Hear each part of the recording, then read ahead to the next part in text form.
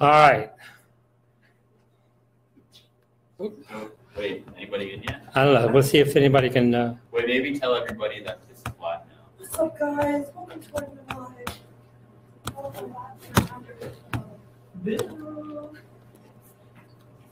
Now they're watching me flip buttons. My new merch.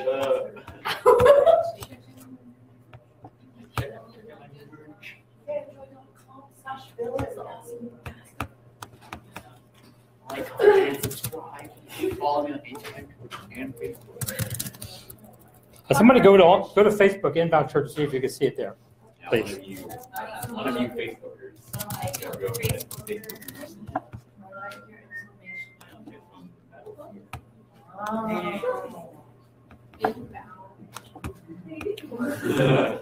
Okay, it's a video game. It's a classic. One person watching. There's well, if I were them, I'd be going by now too. So.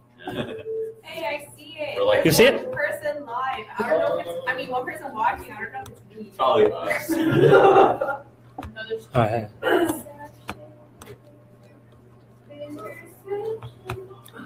I got somebody looking here. Hello, everybody.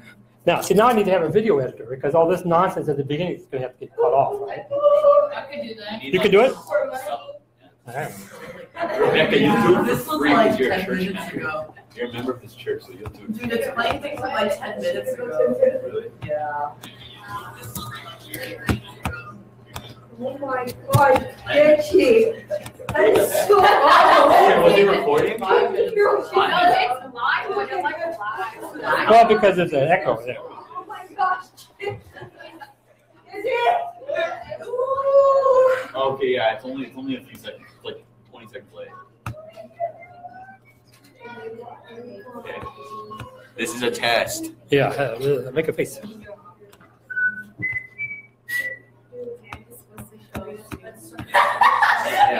Okay, so it's like 10 or 15 seconds late. Nationwide.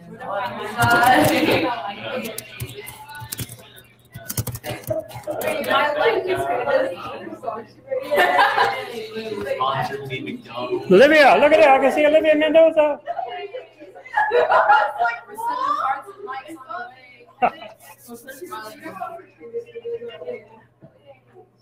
Yeah, it's like 15 seconds. Like it was like the song and then her like thumbnails. You're so good at this. We should be YouTubers. Probably. Probably an intro. Everybody has a YouTube account. Though. If you have a Gmail account, you have a YouTube account. On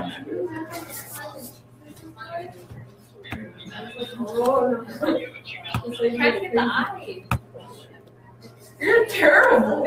All right. They'll either come or they won't, but at least I'm recording this. But I'm going to need some editing, free editing, from people who are my friends. Okay, do I have any friends in the room here? I can help you. All right, great, good. Because we can't, all that nonsense. We got to get rid of that. Oh wait, will somebody join? Yeah, Uncle Jerry. Oh. All right, see, it's going to work. Besides me. That's right, right. Hello. See there. Say, Uncle Jerry, hey! Right. So as we know, the power is not in who shows up at the time, but in who watches it later. So Jane, you missed this part. This was fun. You know how many people watched this last week? There were like 8 of us here, right? 8 or 9 of us. How many people watched it during the week? 707. Look at them eyes. Oh, watch the eyes. Watch the eyes. Okay, so. Now you see the problems we have. And we have to figure out which button we push to get that going. Yeah. All right. Mark chapter 6. Every week, I guarantee, I can tell you this is my favorite part. But this is one of my favorite. All right. This is Jesus feeding the 5,000. Jesus feeding the 5,000. So those of you guys that are online, go to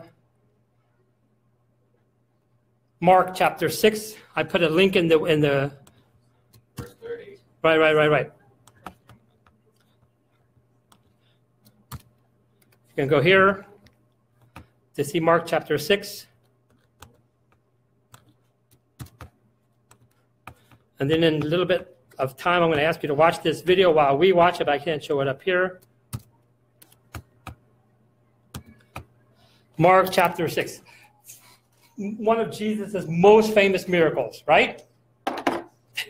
Yeah. Right. Yeah. So cheer or scream or something. So during the period of the Cold War, remember Russia and the Soviet Union and all that stuff? Who was the last president of the Soviet Union? That's right. Come on, my little commie. Tell me. No. Yeah. USSR? Gorbachev. Yes, it was Gorbachev who oversaw the. All right, so we got a commie in. We got a commie in here. She knew the answer. So it was Gorbachev. We do. So the Gorbachev, he was quoted in a sermon, in one of his speeches given. He said, "I cannot, like Jesus, feed 20,000 people," because the communists they were not able to feed. But he was not a Christian. Of course, he was not a Christian. But the point is, Gorbachev, in that godless country far, far away, he knew about Jesus and a little bit about this miracle that he did. This is by far Jesus' most famous miracle, other than that's right, the resurrection. All right, my little commie, how do you say resurrection in Russian? That's right, it's called Voskresenie. Voskresenie is also the Russian word for Sunday. In that godless country, every Sunday they've been calling it Resurrection Day for about 800 years, but yet they don't believe in the resurrection. So I asked a bunch of Russian people, why would you call Sunday Resurrection Day if there weren't a resurrection? You know what they said? We don't know either. You see, there has to have been a resurrection in order for the Sunday to be called Resurrection Day in that country, right?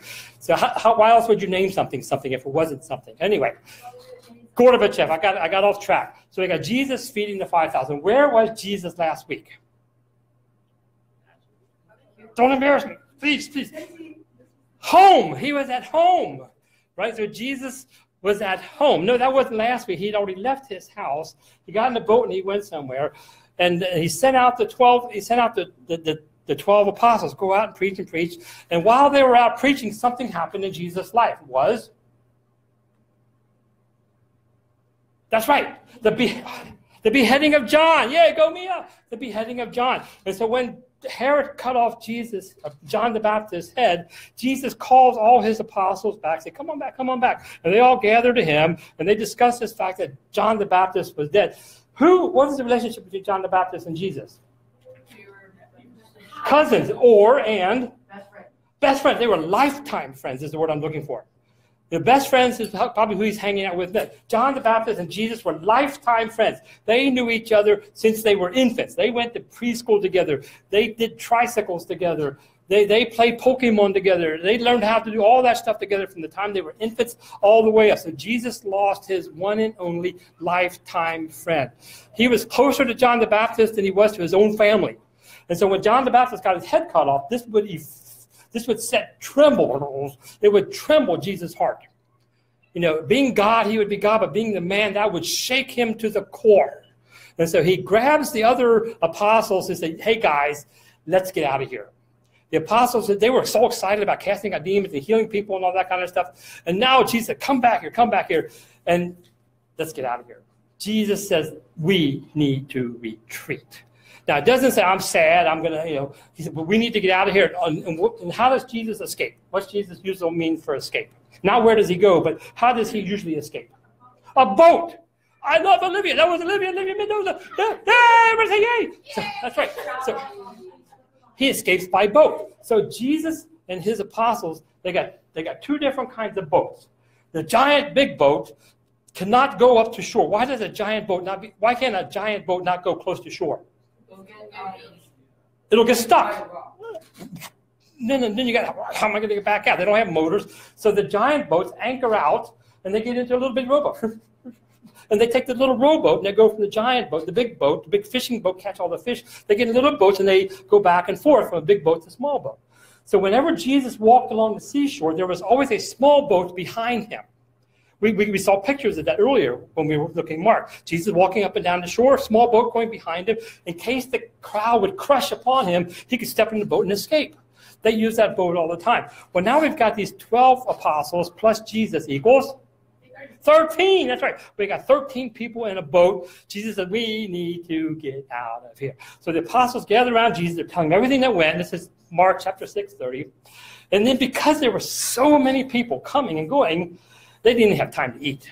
And now that's busy. At least it is for me, because I don't know how busy I am. I can still eat while I'm doing it, right? They had no chance to eat, and Jesus says, come with me by yourselves to a quiet place and get some rest. In the 21st century vernacular, and the way we would say that today is, let's go to a quiet place and get some rest. How would you say that in today?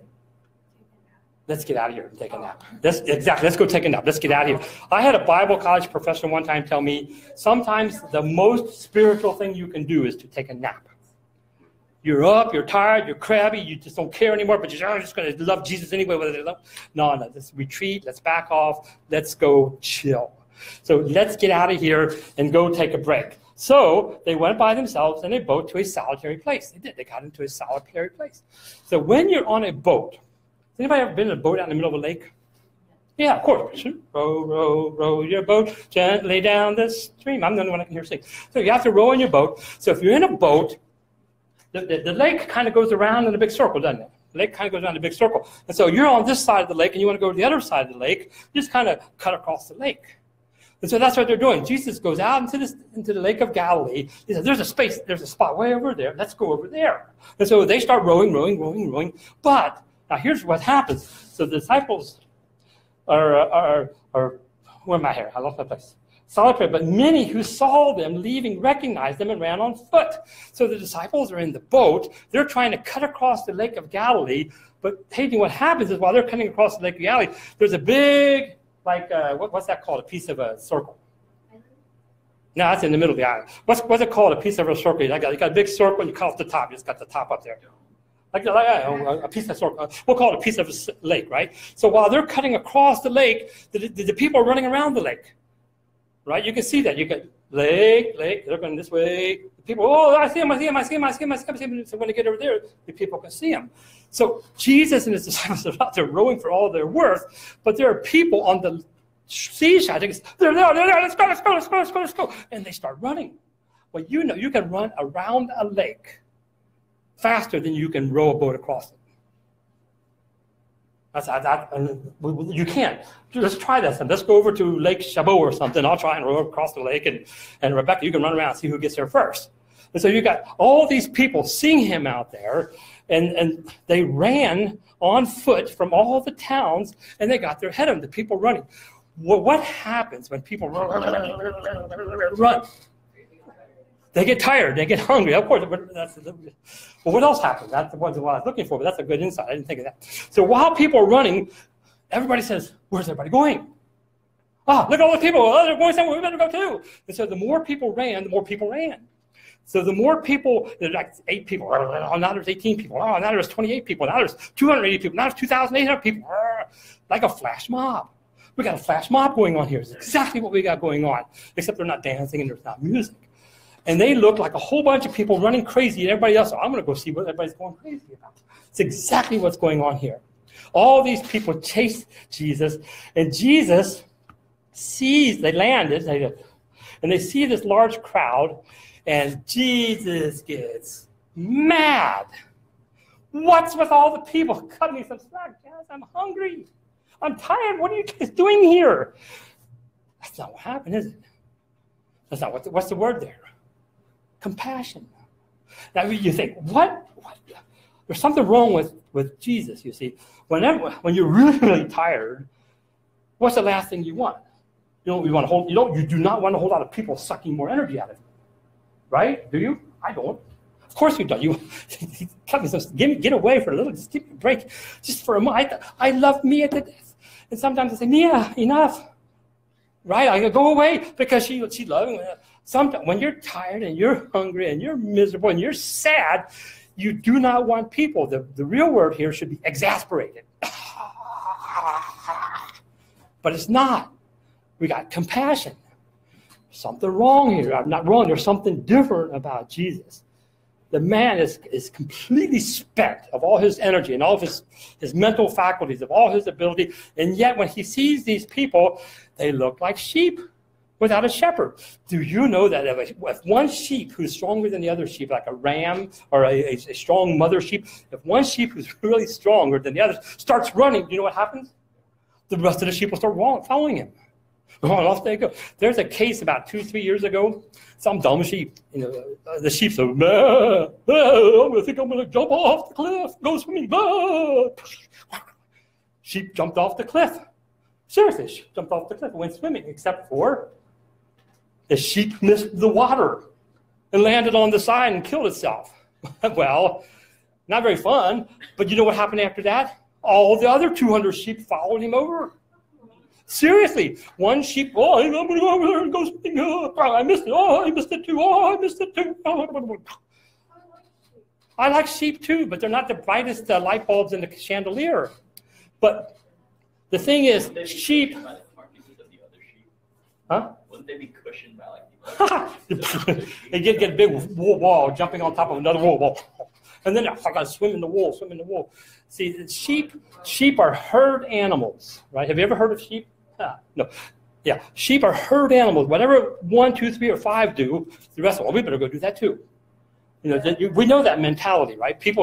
There's lots and lots of followers, and sheep are dominantly followers of a few who will do whatever they do. And so Jesus looks at them, and he sees them acting just like that. He sees these people acting just like that. And now this is funny.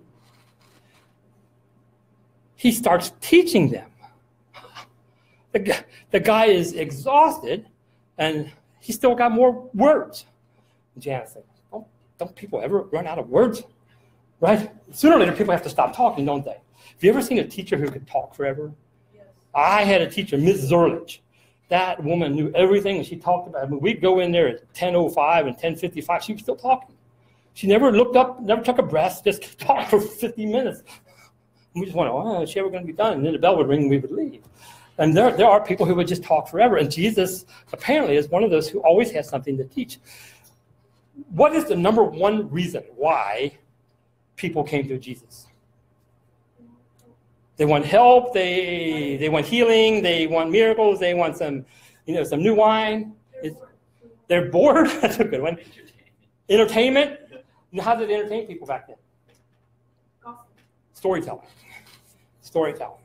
Yeah, so the number one reason, we see this all through Mark up until this point, the number one reason why people went to Jesus was to be taught, to learn something new.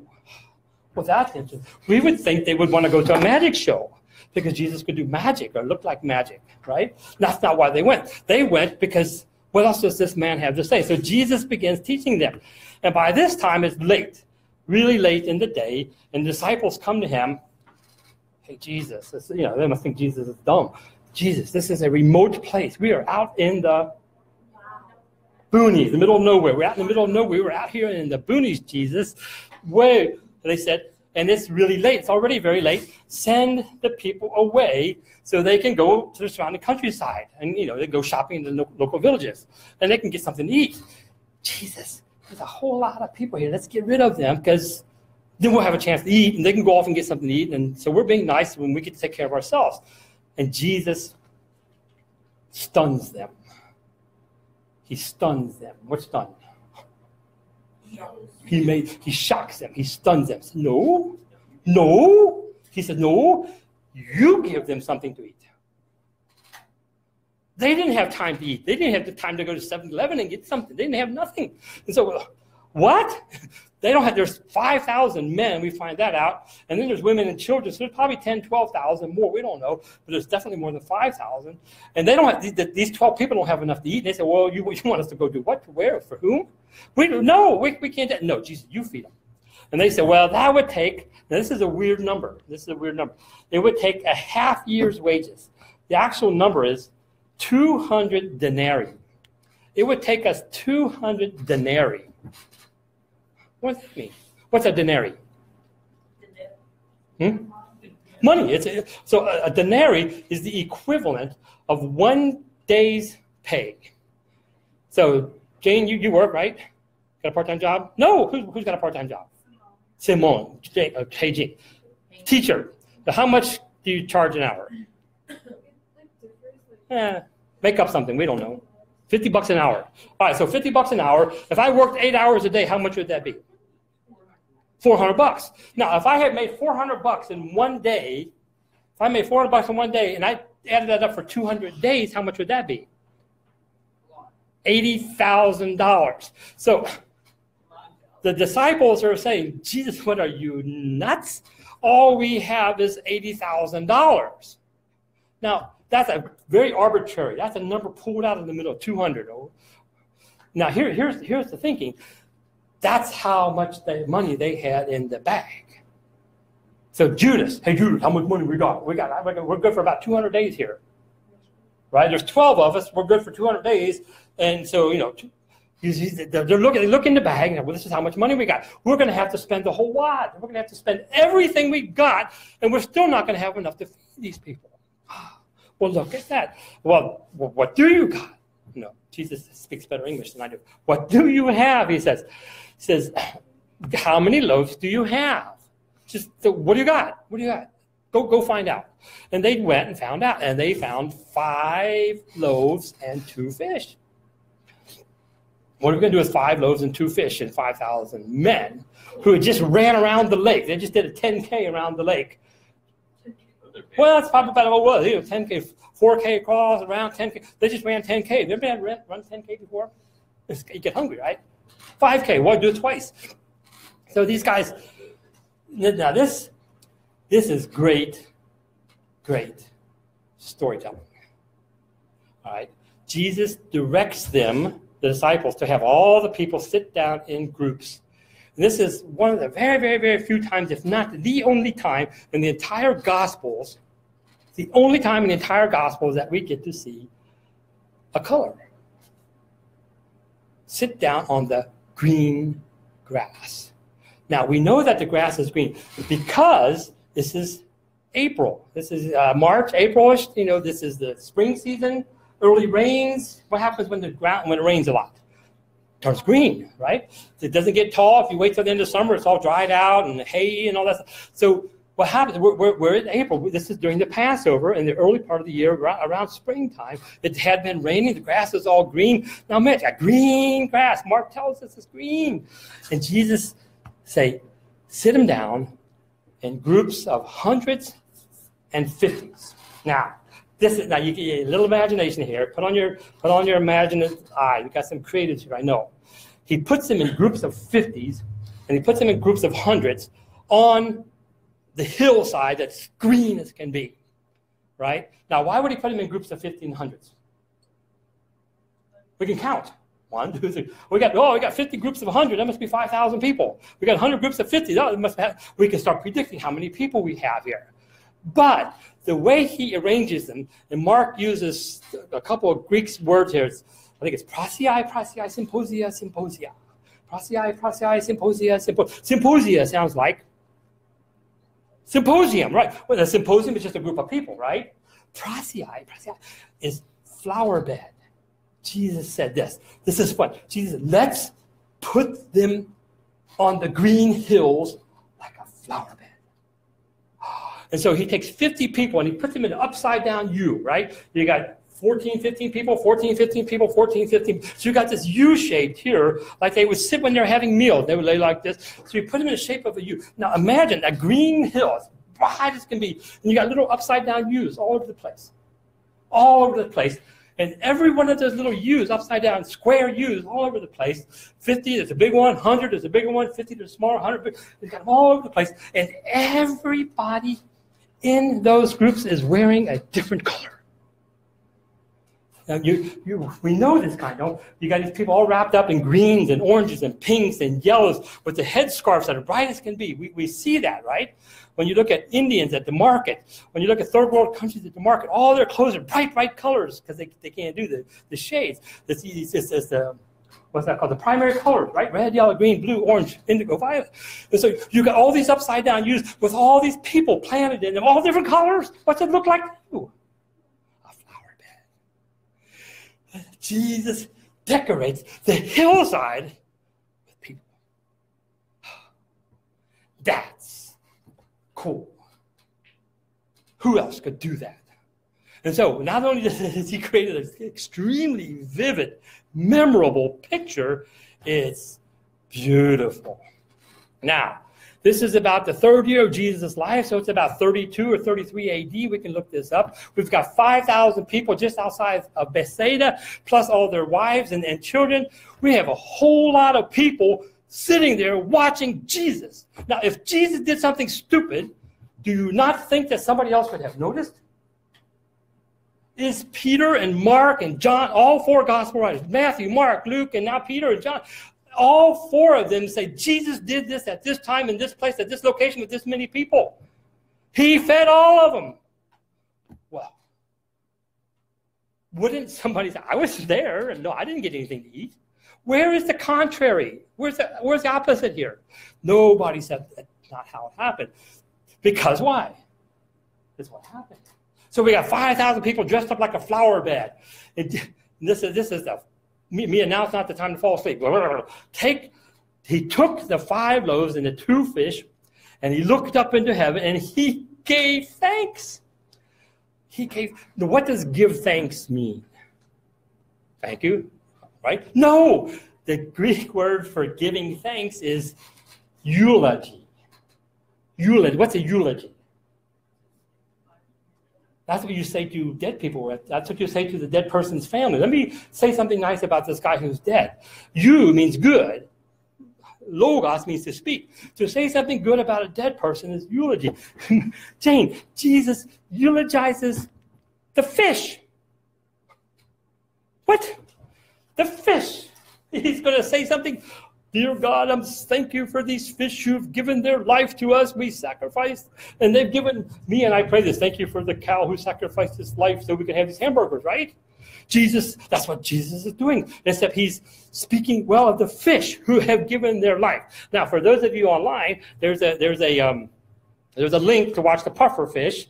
We're going to watch this. This is so cool, right? And if this doesn't flabbergast you, I don't know what will. All right. So I'm going to stop talking for about 3 minutes and 12 seconds. You can watch it. There's a link. Okay, let's go. Or not. Yeah. Unfortunately, this small Japanese pufferfish is dull, almost to the point of invisibility. But to compensate, he's probably nature's... What happened? It's an ad. Oh.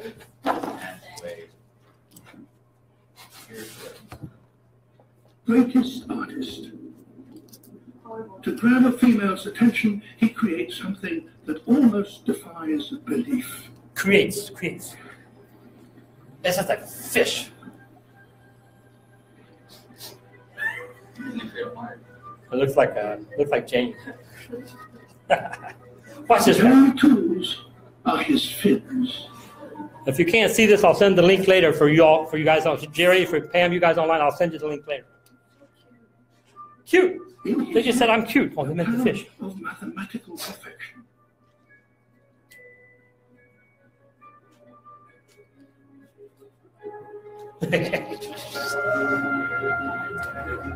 He plows the sand, breaking it up into the finest of particles.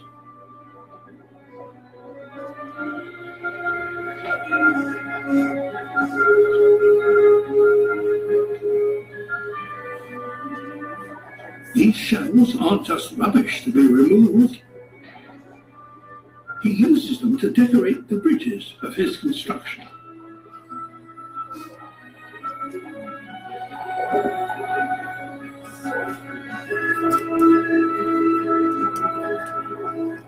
He can't rest for more than a moment, but must work 24 hours a day for a week. Because the current will destroy his decoration. His creation. So he has to keep working until he's done. He can't pause.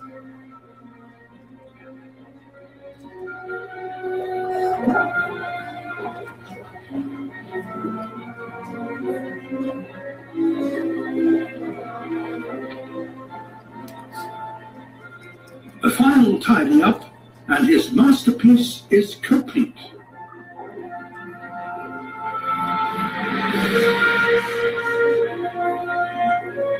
He's trying to get a girlfriend. This is how pufferfish gets girlfriends. Look at this. We're not done. Watch this.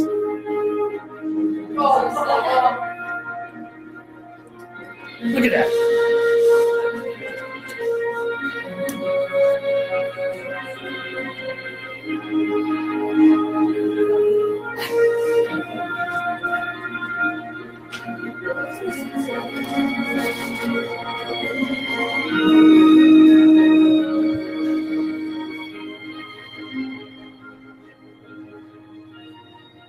Nowhere else in nature does an animal construct something as complex and perfect as this.